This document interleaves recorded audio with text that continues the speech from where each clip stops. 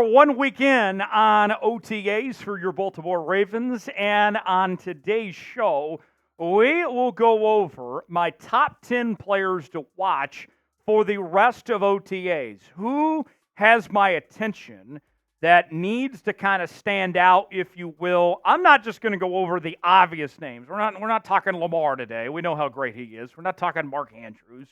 I got 10 guys that are catching my attention that could be difference makers, that based on what they do in OTAs could be an opportunity to separate themselves. We'll go over the full list of players coming up in just a moment. Before we do, a little survey for the flock out there. I want to know, have you ever been to a game at the bank?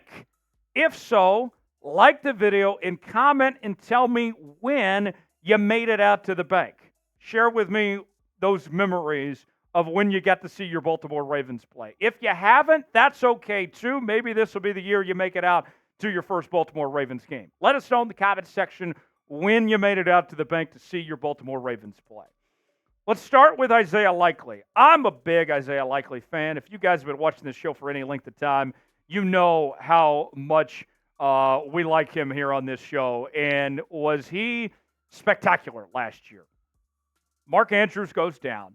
And we were all saying to ourselves, is this it for the Baltimore Ravens? Are they going to recover after losing one of the best tight ends in football? And the offense, quite frankly, didn't miss a beat when Isaiah Likely stepped into that role for Mark Andrews, as he ended the year with 411 yards, 13.7 yards per reception, and 5 touchdowns. And now looking ahead to this year, with Mark Andrews fully healthy again, what I want to see from Isaiah Likely is him step into a role where he and Mark Andrews can be both used at the same time, where they can use that 12 personnel and get the most out of both their tight ends. That's the next step for both Isaiah Likely, for both Mark Andrews, quite frankly, and Todd Monken, is for these guys to elevate this offense where they can both be used effectively. I think this OTAs period is a big chance to see what you can do with Isaiah Likely there. Got to mention Derrick Henry. I know I said no obvious names, but I feel like we'd be remiss if we didn't talk about Derrick Henry here.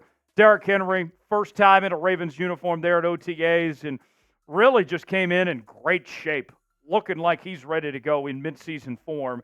And we've heard Todd Monken say that Derrick Henry might carry the ball 300-plus times this upcoming season. I just want to see what exactly this offense does with Derrick Henry. Is this offense going to become even more run-oriented? Is it going to allow Lamar to not have to run as much? What does this role look like for Derrick Henry? That's what I'm curious of. How do they carve that out here in this OTAs period, exactly where Derrick Henry fits? And then on top of that, another year older, a new team and all. Can Derrick Henry take on 300 carries at this point in his career? Do you guys believe that Derrick Henry is up for that challenge at this juncture at this point in time? I'm very curious. I believe I'm rooting on Derrick Henry, but even with that said, just another year older and everything, I'm a little nervous, put it that way. Do you believe that Derrick Henry can take on being a 300 carry back and do it at this point in his career? Let us know what you think. B for believe, D for don't. Our pinned comment today. Tell us what you think. A lot of pressure on Rashod Bateman, taking on the number 2 receiver role in the Ravens offense here in 2024. We've heard the endorsements from Todd Monken and John Harbaugh and Lamar Jackson and company that this is Rashod Bateman's time to shine and take that next step. But as we go through OTAs, we're going to find out, is Rashod Bateman ready for that role, or do the Ravens need to explore other options? Do they need to go shopping and find another receiver potentially, whether it's the free agent market or trade? Is Rashod Bateman ready to go? And I'm a little skeptical. I'm rooting for Rashod Bateman, don't get me wrong, but we've seen him have his ups and downs and struggle to stay healthy. Can he stay healthy through OTAs? Let's see what Bateman can do. Let's go to the offensive line now. Roger Rosengarten, the Ravens' second-round pick out of the University of Washington. And what we've heard from OTAs about Rosengarten is that this has been a little sluggish, if you will. He looks the part, but still some raw stuff that needs to work on. And that's okay. He's a rookie and everything, but how quickly can he develop and step into that starting role? Because the truth of the matter, the Ravens need Rosengarten to be an impact player pretty much immediately. He's expected to start year one at the right tackle spot. And then whenever Ronnie Stanley departs, the plan is for him to eventually slide over and be the left tackle. How quickly can he progress and get into this offense? We'll see what he can do. Let's go to the quarterback position, and that's where we find Devin Leary, the Ravens' 6th-round pick out of the University of Kentucky. And in the first few OTA practices, Devin Leary struggled. He was throwing a lot of interceptions, was a little careless with the football, but OTAs are a learning time, right? This is when you should be kind of putting it all together, if you will, getting a feel for this offense. And we heard Leary say that he knows he needs to cut back on the turnovers. Last year had a career high in interceptions, 12, when he took his talents to Kentucky after previously playing for NC State.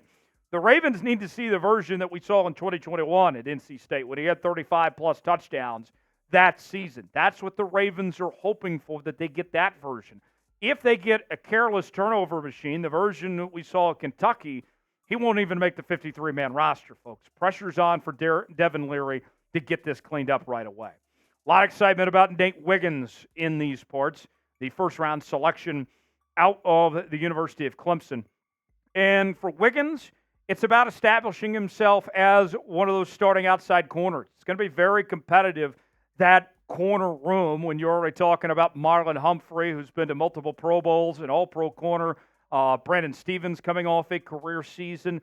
Can Nate Wiggins come in right away and take one of their jobs and be a starting outside corner for this Ravens team? That remains to be seen. How well and how fast can he pick up this defense? Let's see what Nate Wiggins can do right from the jump. Who will be the Ravens' best rookie this season? Is it going to be Wiggins? Is it going to be Rosengarten? Is it going to be somebody else? Well, in the comment section, tell us who you believe is going to have the best season among the Ravens rookies. Trenton Simpson, pressure is on for him, stepping into the role, replacing Patrick Queen. A lot of excitement about his development, how far he's come along after last year looking like a deer in headlights at times. The statistics in 15 games played weren't anything to write home about, as he had just 13 tackles and 1 sack and 2 tackles for loss. He's going to need to do better than that this season if he's going to take on that role and pick up from what's being left behind of Patrick Queen not being around anymore. David Ojabo competing for playing time at the outside linebacker spot there with Odafe Oweh. And you look at David Ojabo, he's had the injury history, right? He's been pretty banged up since he's been at Baltimore, but they drafted him based on potential. When he was in college at Michigan, he was one of the best pass rushers in the country. They're still hoping that that's the case, that he's the same player that he was before all these injuries, because so far he hasn't shown a lot. Now through OTAs, there's a chance to show what he's made of. There was even times where he was filling in on the offensive line in OTAs because they needed some extra bodies around. So big chance for David Ojabo to prove his worth. Another rookie that we'll talk about is TJ Tampa, the Ravens' 4th-round selection out of Iowa State. And for TJ Tampa, I'm looking at this as he's got to find a way to stand out, right? It's a crowded corner room. It's a good problem to have. You have depth there that you didn't have before. But what's TJ Tampa going to do to separate himself, to get that playing time on the field? Could he position himself to be the starting nickel back? Could he be trusted as a backup outside corner? If one of those guys goes down, TJ Tampa is going to have to stand out a little bit here when it comes to these OTA practices over the next few days. Got one more player to get to before we wrap up here, but I want to know who is going to be a breakout player for the Ravens at OTAs. We've talked about several players today. Got one more player to talk about. Give me a name in the comment section. Who's going to be a breakout for Baltimore in OTAs? Last one on the list. We'll go with another rookie. This is Beau Brade, the safety out of Maryland. And Beau Brade has quite the opportunity because the Ravens do not have a ton of depth at the safety position. He's got a pretty decent shot to make the 53-man roster when it's all said and done for this Ravens team. Our own Tom Downey had a 5th-round grade on Beau Brade, so for him to be available as a UDFA was a complete shock. Now can he capitalize? Can he show that he's that fifth-round player, or will he look more so like the UDFA that he was? We shall see. If you enjoyed today's show, like the video, we certainly would appreciate it. And we'll see you next time right here on Ravens Rundown. I'm Tyler Jones. Thanks for joining us.